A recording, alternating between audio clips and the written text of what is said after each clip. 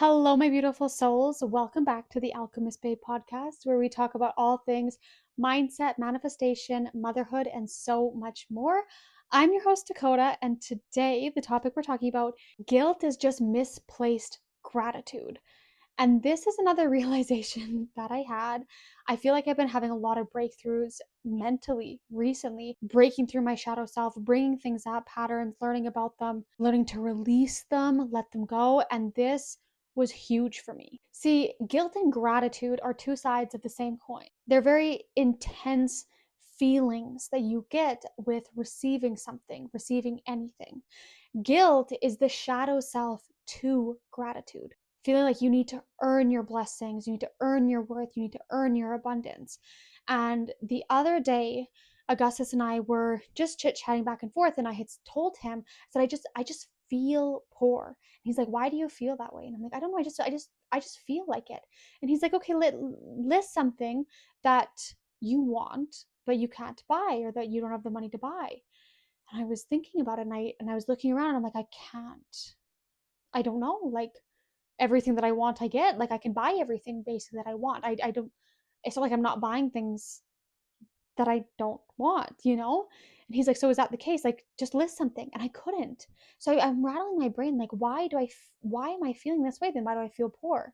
And I realized it's not that I'm feeling poor. It's that once I spend money on something, even though I have the money and I have the savings and we have the investments, I feel guilty about it.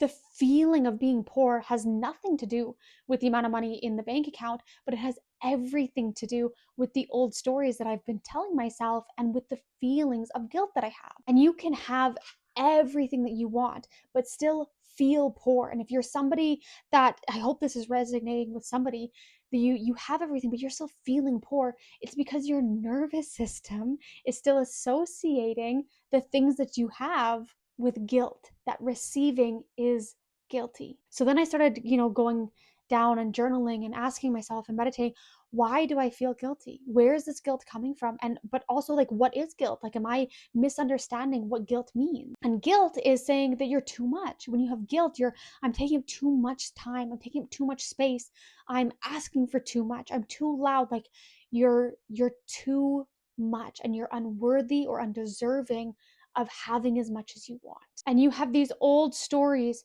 running in the background that have programmed you, that you've learned from generation to generation, your parents, family, whoever, of I shouldn't want this much. It's too much for me to want this. If I have this, then other people are going to go without. I need to be responsible, or else I'm wasteful. Like, I can't spend money because it's wasteful. Or moms aren't allowed to buy things for themselves. Moms shouldn't spend money on themselves. This is one that I feel like I've really hit recently. And a lot of the times, these stories aren't even ours. They're not our stories that we've created. They're stories and beliefs and patterns that we've just adopted from our parents, from our grandparents, from our friends and family, from being around people that told it to us again and again and again and again and again, that now we believe that. So then when we receive more, we feel guilty for it. And it's like your nervous system feels unsafe, and it whispers to you when you get more of, be careful, you're doing something wrong. Something's wrong. Something's not right. It shouldn't be like this. And then it creates scarcity because you want something, you go get it, and instead of celebrating and having gratitude that you were able to buy this thing, receive this thing, you feel guilty for having it. And that lowers your vibration, and now suddenly you're starting to feel lack, you feel less, you don't have it, and your mind now begins to label that feeling, label this as, I feel poor, I'm poor. So in a way, guilt is keeping you emotionally poor, even when materialistically in your 3D, it doesn't match up. You're not poor. You have all of these things. You have the house, you have the clothing, you have the car, you have, like, for other people looking out or looking into your life, you seem to have it all, but somehow you still feel poor. And it disconnects you from the feeling of gratitude, which is where more abundance will come in. Whereas it's the true frequency of abundance, it's the true frequency of your higher self, is that gratitude. And so what I realized is guilt and gratitude are the two sides of the same coins, and you need to start rewiring. I have to start rewiring my brain, instead of, I don't deserve this when something happens, of, I'm so grateful I get to receive this.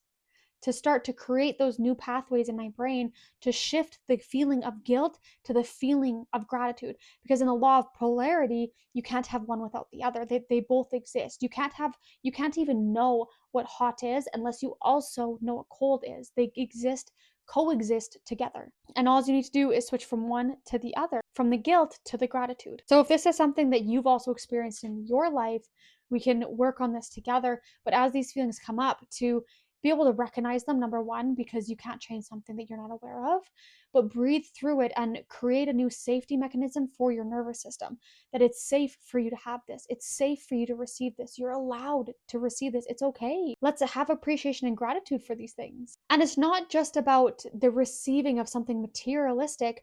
The same guilt can go for the receiving of help, the receiving of love, the receiving of relationships. Like, it isn't just around money. For rest, even, this is something that I've experienced a lot, is feeling like I can't take a break. I feel guilty if I'm taking a break because I should be doing more. It's that like workaholic mindset, that like the grind until you basically die and give up, or your body makes you take a break.